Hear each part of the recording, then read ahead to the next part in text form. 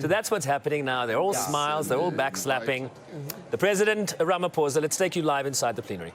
Of regional economic communities,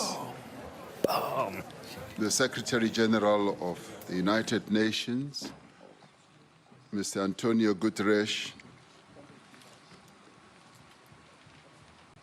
all guests who are gathered here, it is an honor and a privilege to welcome you as South Africa to this very first G20 Leaders Summit to be held on African soil. We gather here at the cradle of humanity in Africa to affirm our common humanity.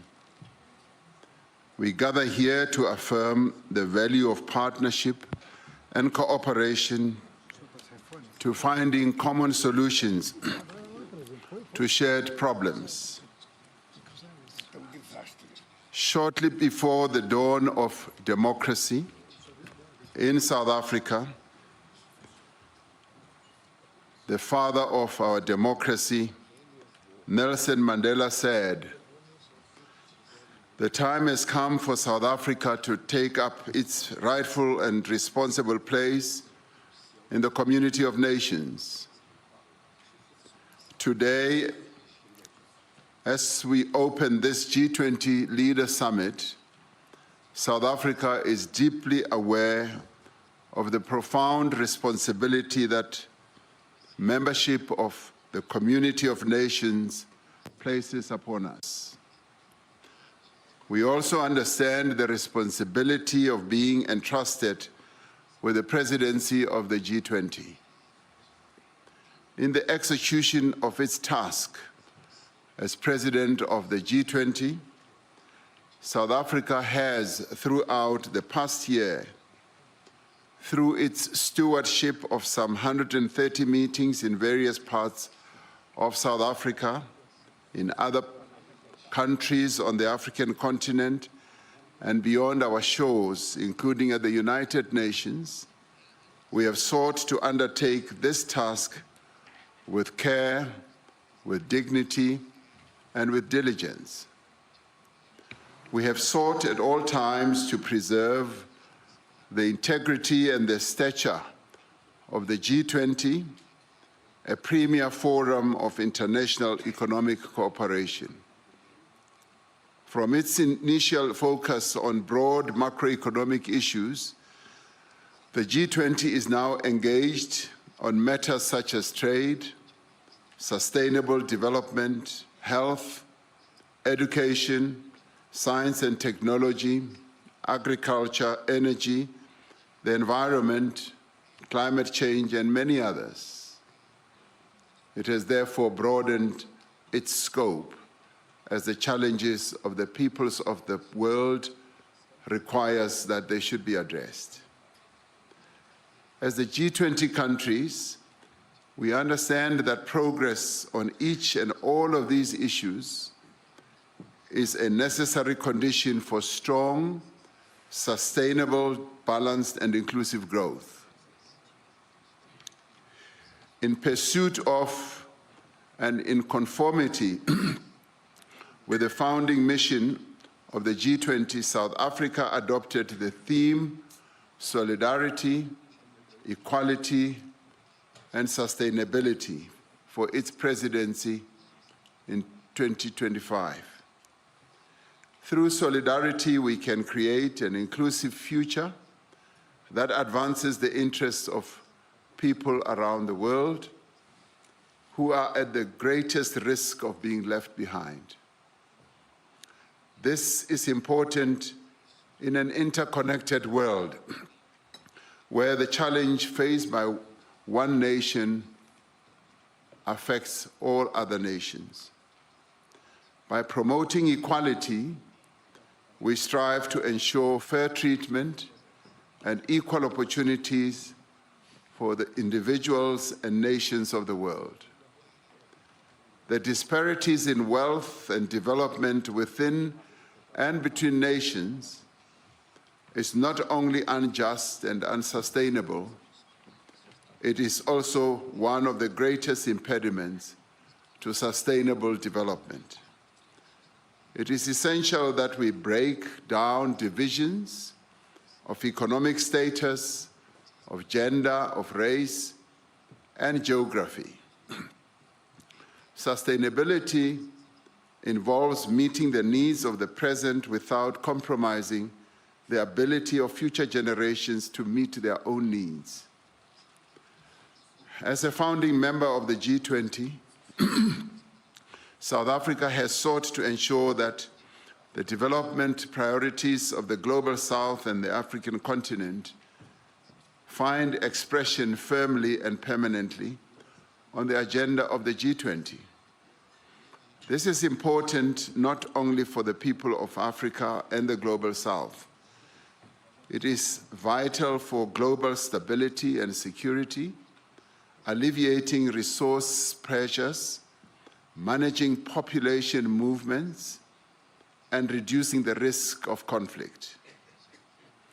We seek stability because it attracts investment, it improves planning and reduces the risk of global economic shocks. And we prioritize inclusive and vibrant markets because they are able to drive innovation and efficiency. Thriving economies lift people out of poverty. They encourage greater investment and trade, and they generate the revenue needed to invest in public goods.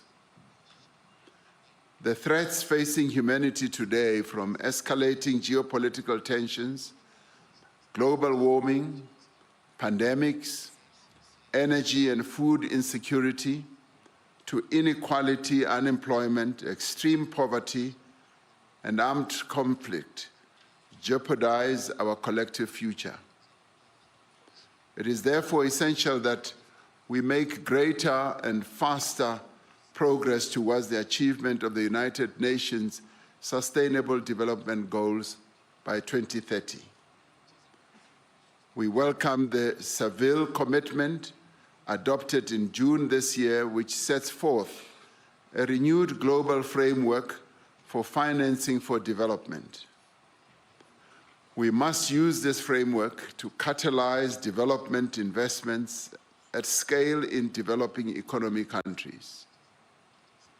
We must continue the reform of the international financial architecture, ensuring that institutions are strengthened and are more inclusive and are equipped to meet the challenges both of the present and the future. At the beginning of our G20 presidency, we identified 4 high-level priorities. Firstly, we focus on action to strengthen disaster resilience and response.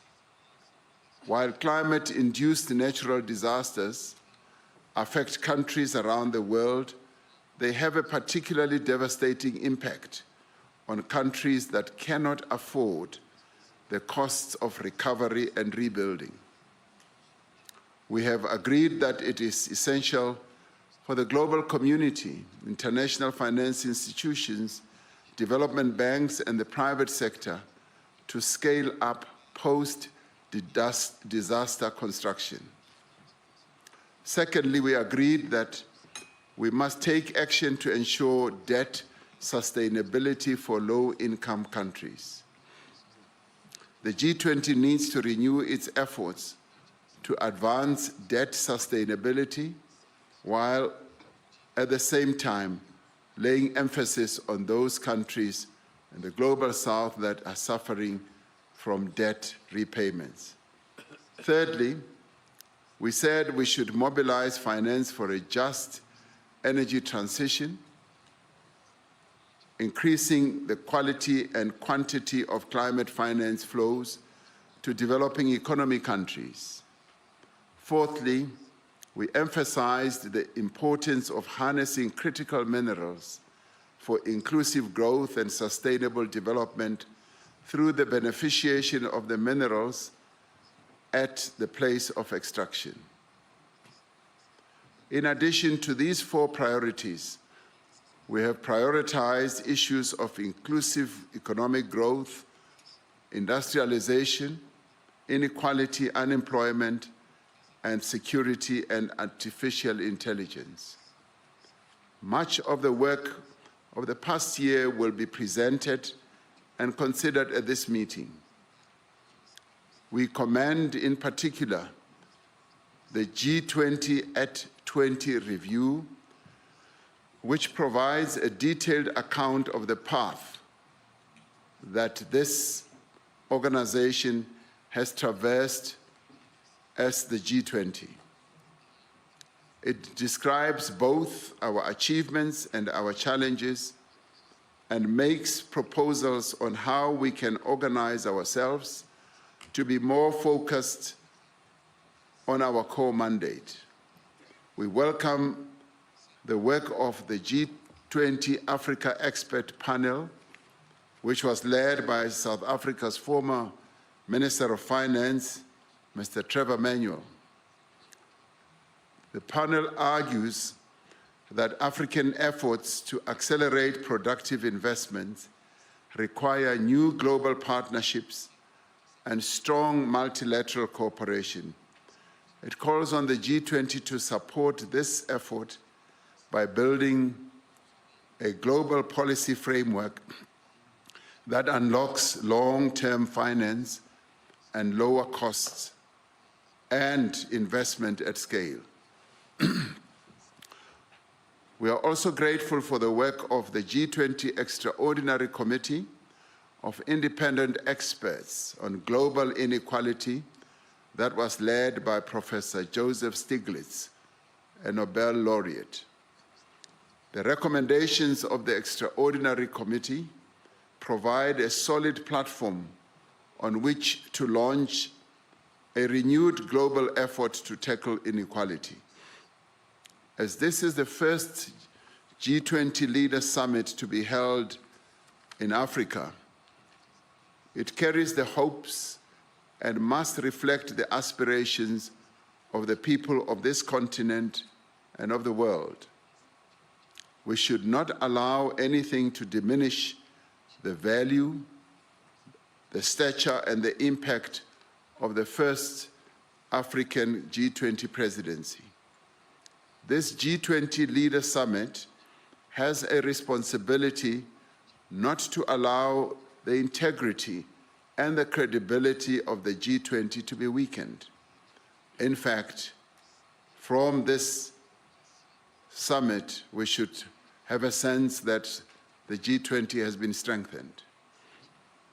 We thank all delegations that have worked together with us in good faith to produce a worthy G20 outcome document for this historic leaders' meeting.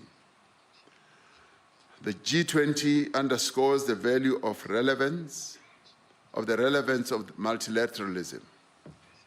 It recognizes that the challenges that we face can only be resolved through cooperation, collaboration, and partnership. The adoption of the declaration from the summit sends an important signal to the world that multilateralism can and does deliver. It sends a message of hope and solidarity across the world.